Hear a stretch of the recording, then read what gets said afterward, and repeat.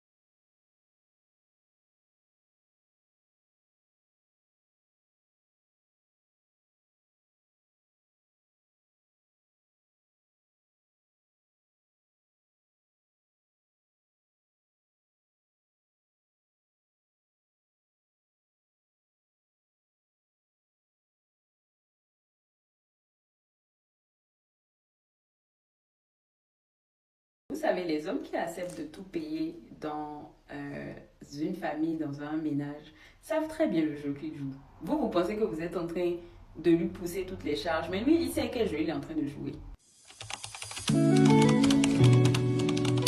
Et le jeu qu'il est en train de jouer, c'est de ne mettre aucun actif à votre nom. C'est-à-dire que lui, il va acquérir des actifs, il va s'acheter une maison, la maison qu'il va s'acheter sera en son nom. Vous allez profiter du fait que, ok, il paie tout dans la maison, mais si vous n'êtes pas smart derrière, vous n'aurez rien. Parce que il va se dire, ah, mais moi je paie tout dans la maison, donc pourquoi est-ce que je mettrai, c'est moi qui rapporte la moula en fait, donc pourquoi est-ce que je mettrai son nom sur les actifs en fait, sur la maison, sur les possessions, pourquoi? Parce que c'est mon argent. Parce que tenez-vous bien, il y a encore certains hommes qui équatent l'argent à leur valeur. Ils se disent que I'm the provider, donc c'est moi en fait, tout doit m'appartenir. Elle a fait un travail invisible, donc voilà. Et il y a des hommes qui se disent que la femme, c'est pas ma famille. Ma famille, c'est ma famille et mes enfants. Mais toi, vu que we are not blood related, t'es pas ma famille. Je ne sais pas si on se comprend. Donc, dans cette histoire de yes, il doit, enfin, c'est à lui de, enfin, il va tout payer, lui il veut même tout payer et tout. Sachez qu'il y a une forme de contrôle. Sachez qu'il y a une forme de, oui, il veut garder un certain contrôle. Il ne veut pas que vous ayez accès à tout. Qu'on appelle les plus smart, gagnent de l'argent, elles investissent l'argent, elles savent l'argent. Donc, elles ne sont sorties, pardon, elles ne pas s'en sortir perdantes. Mais les plus bêtes, parce qu'il y en a qui sont vraiment bêtes dedans, excusez-moi le terme, les mecs, les filles, pardon. Il y en a qui sont vraiment bêtes. Elles ne profitent pas du fait que, ok, le mec te dit de ne pas payer. Save ton argent, non. Elles vont pas investir aussi. Elles vont pas faire quelque chose avec l'argent aussi. Hein? Excusez-moi de vous appeler bête, parce que des fois, franchement. Parce que quand ça va finir, il faut se dire avec quoi je sors dedans. Je sors de là. Je pense que c'est une question qu'on ne se pose pas assez. On a peur de se dire, ok, si ça finit, non, il faut, c'est même la question qu'il faut se poser. Si ça finit, je suis sortie de là avec quoi en fait? Je suis sortie, est-ce que je suis sortie, je sais pas, avec une bague en diamant, je suis sortie avec 56 millions, avec quoi je suis sortie de là? Même s'il paie tout, même si à la fin de la journée, la maison a son nom, machin, machin, je suis sortie, je peux potentiellement sortir de là avec quoi? Faut pas que ce ne soit, genre, je sois de là avec zéro, non. Non, parce que moi j'ai utilisé tout mon argent pour m'amuser. Non, non, non, non, non, non, non, girl, you have to be smart. Marriage is a social contract. Contract, sorry. Marriage is a social contract. So, you got to be smart about it. Et encore une chose, je pense qu'on ne le dit pas assez, faites des contrats de mariage. Faites des contrats de mariage, même si vous êtes marié sous le régime de la séparation. Faites des contrats. Je ne suis pas avocate, mais c'est ce que les avocats disent. Moi, je ne fais que répéter. Faites des contrats de mariage. La dernière fois, je discutais avec ma pote au téléphone et on en est venu à une conclusion. On se disait, c'est vrai que les femmes, on est de plus en plus exigeantes par rapport aux hommes. C'est-à-dire qu'un homme, minimum, il faut qu'il fasse de l'argent, il faut que ci, il faut ça, il faut ci. Et je me disais, mais c'est vrai, maintenant, genre, si je génère pas un minimum de revenus, on est un peu là, genre, on veut pas trop tester le truc, tu vois. Mais en fait, il y a une raison à tout ça, les gars. En fait, il y a une raison plausible. En fait, on s'est rendu compte que tous ces hommes-là qui ont des revenus modestes, donc qui génèrent de l'argent normalement, sont devenus en fait des hommes incapables. C'est-à-dire que pour eux, maintenir une femme financièrement et lui donner de l'argent pour qu'elle s'entretienne, ça devient une michetonneuse, ça devient un problème. Donc du coup, vu que c'est plus logique pour eux, on se dirige vers les hommes qui ont de l'argent parce que pour les hommes riches, c'est logique en fait. Je sais pas si vous comprenez le truc.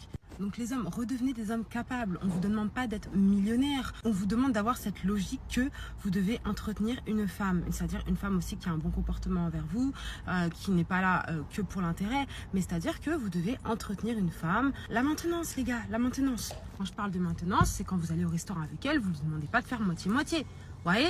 Un homme riche, jamais il se permettrait de faire un truc pareil. Tu vois, c'est pour ça que les femmes, maintenant, on est fatiguées de devoir se justifier, de se faire entretenir en fait. C'est censé être logique pour un homme, mais chez les riches c'est logique.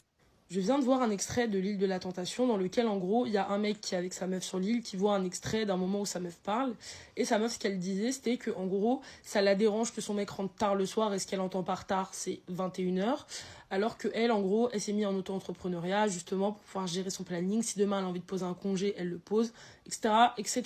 Et en fait je trouve que cet extrait là il est hyper intéressant à commenter pour plusieurs raisons. Parce qu'à l'heure actuelle, on retrouve de plus en plus de femmes qui ont des exigences d'un point de vue financier au niveau de leur conjoint, c'est-à-dire qu'elles veulent que leur conjoint ait un certain niveau de revenus, de rémunération, etc. Et en même temps, elles ont également des exigences qui augmentent fortement, en tout cas au niveau des réseaux sociaux, parce que je ne peux pas parler pour tout le monde, au niveau de tout ce qui va être les attentions, la présence, etc. Et donc mon point, c'est que je suis presque sûre à 1000% que si du coup son mec, il travaillait moins que ça, qui gagnait moins bien sa vie, elle lui ferait le reproche du coup de ne pas avoir un niveau de vie qui est équivalent au sien, etc. Et en fait, il y a un moment donné, on peut pas avoir le beurre, l'argent du beurre et la crémière.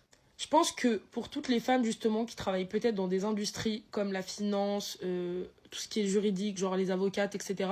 et pourront peut-être être d'accord avec moi, je pense peut-être un peu plus que des filles qui n'ont pas forcément des gros agendas, on va dire, des grosses horaires. Mais en fait, ça arrive presque jamais d'avoir quelqu'un qui gagne extrêmement bien sa vie et qui a des petites horaires. Et on parle de quelqu'un qui a entre 25 et 30 ans. Et en plus, elle utilise comme argument l'auto-entrepreneuriat pour justifier le fait que, en gros, son propos soit valide parce que elle, du coup, elle fait ça pour justement avoir plus de liberté, etc. Enfin bref, gérer son emploi du temps comme elle veut.